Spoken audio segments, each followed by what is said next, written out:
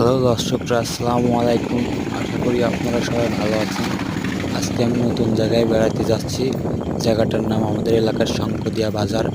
দেখা যাচ্ছে বাজারে যাইতে যাইতে যেতে যেতে অনেকক্ষণ লেগে গেছে, তাই ভিডিওটা করছি। আপনারা ভিডিওটা দেখা লাইক না করে যাইবেন না। আপনারা ভিডিওটা দেখলে আমার ভিডিওটা বানানোর ইচ্ছা জাগবো।